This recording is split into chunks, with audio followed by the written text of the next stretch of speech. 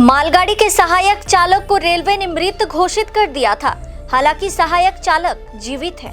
सिलीगुड़ी के एक nursing home में उनका इलाज चल रहा है। आज नर्सिंग होम में भर्ती सहायक चालक को देखने सिलीगुड़ी नगर निगम के मेयर गौतम देव पहुंचे। हादसे के बाद से घायल सहायक चालक दहशत में है, सही से बात भी नहीं कर पा रहे हैं। मेयर ने कहा कि घायल सहायक चालक को मैंने देखा, वो अब भी हादसे से बाहर नहीं निकल पाए हैं। वो कुछ भी बोलने में असमर्थ है। हालांकि चिकित्सकों ने कहा कि वह स्वस्थ है। অ্যাসিস্ট্যান্ট লোকো পাইলট এনজিপি এখানে কোয়ার্টারে থাকে, অস্থি এসেছিল। ক্লিনিক্যালি ডাক্তাররা বলছে ইজ অল রাইট, ঠিক আছে, কিন্তু সি ইজ সো শকড যে ও পুরো ট্রমাটাইজড। ও কোনো কথা বলার জায়গাই নেই। দেখলাম ওকে, আমি চোখ দিয়ে দেখলাম।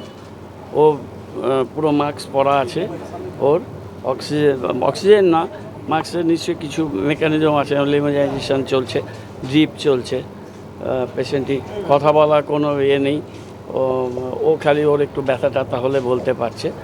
আর খুবই ট্রমাটাইজড, ভেরি শকিং। এবং মামলা করেছে। আমি ভাবতে পারছি না, বিশ্বাস করুন, আমি কথা বলার স্টেজে নেই আজকে।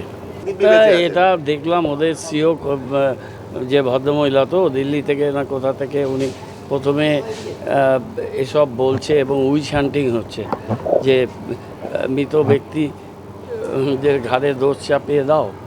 আর এ তো ক্লিনিক্যালি ফিট, কিন্তু মেন্টালি তো একেবারেই আপসেট।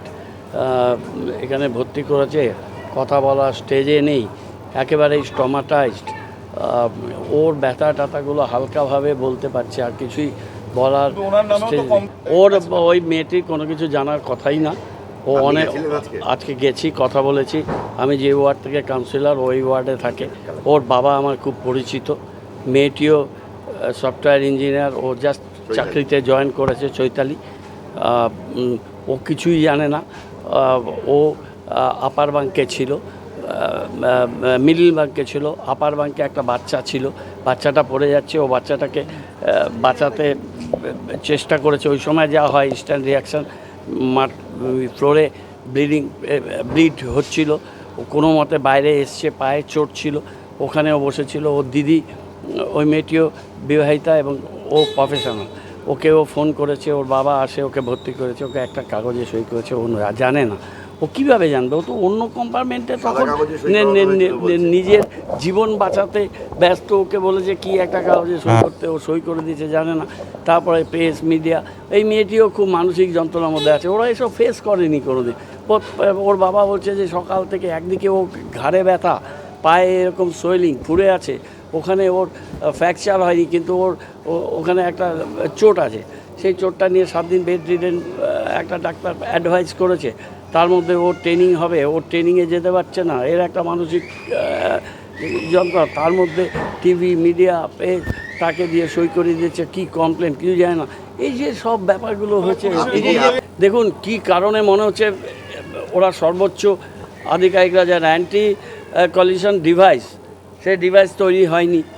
তারা বলছে সব জায়গায় ডিভাইস তৈরি হয়েছে, ডিভাইসের নাম চেঞ্জ হয়ে গেছে, ডিভাইস আসেনি বাংলায় একটা।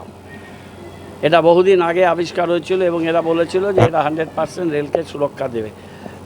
সিগন্যালিং ব্যবস্থা অত্যাধুনিক করা না করা, সেটা নিয়ে বিস্তর কোশ্চেন হয়েছে।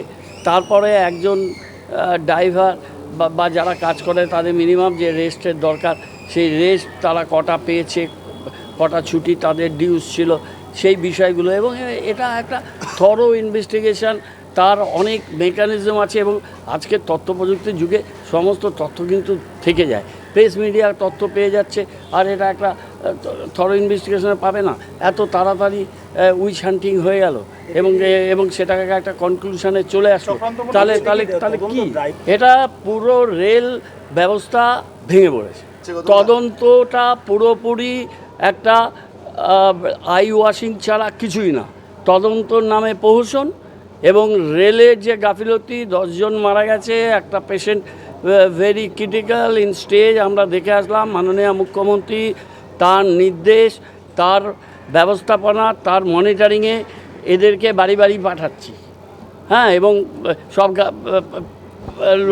বাড়ির লোকদের আনা হচ্ছে, বাড়ির লোক যেখানে আসছে না মেডিকেল থেকে লোক দিয়ে তাদের পাঠাচ্ছি। আমরা এই মানবিক কাজটা দিদি আমাদের দিয়ে বহুবার করান। শিলিগুড়ি যেহেতু একটা মিড পয়েন্টে আছে, এই হাসপাতালেই এসেছিলাম। 3টি ছেলে তোমার মনে আছে, ওই যে গেছিল পরে মারা গেল, তারপর কফিন এখানে বানালাম। ছেলেটিকে যখন কলকাতাতে শিফট করবো, রিভেজ চোট ছিল, ছেলেটা এখানে মারা গেল, মনে আছে রাত্রেবেলা। আমি রাজ্যের পুলিশ ওখানে থাকে না, জিআরপি ছিল, আরপিএফ ছিল, কে ছিল এটা আমি কিভাবে বলবো? এটা তো আমার পক্ষে জানার কথা না, এটা আমি রেলের ব্যাপারটা আমি বলতে পারি। রেলের সর্বোচ্চ আধিকারিক তারা 2 ঘন্টার মধ্যে বলেছে, without having going into the depth of the incident and the offense and the accident took place, সে সমস্ত কিছু কনক্লুসিভ করে দিচ্ছে। তাহলে তারপর আর কিছু করার দরকার পড়ে না। এবং একজন বেঁচে আছেন ট্রমাটাইজ, তাদের যারা সর্বোচ্চ আধিকারিক তারা যে সমস্ত বাগাম্বর করেন, যে সমস্ত কথা বলেন, আর সিচুয়েশনকে প্রাগৈতিহাসিক যুগে রেখে দিয়েছে, কোনো কিচ্ছু করা হয়নি। মানুষের জীবন এবং সম্পত্তি নিয়ে এই যে একটা পর একটা ঘটনা, কদিন আগে করমণ্ডল এক্সপ্রেস হলো, আজকে এখানে কাঞ্চনজঙ্ঘা মালগাড়ি, এরকম তো রেগুলারই হতে থাকছে। কিছুই বলেনি উনি। শুনুন, ব্যাপার হচ্ছে প্ল্যান করে করেছে, কে করেছে আমি বলতে পারবো না, কিন্তু ওকে একটা সাদা কাগজে সই করানো হয়েছে। এটা খুব কমন সেন্স অ্যাপ্লাই করলেই বোঝা যাবে।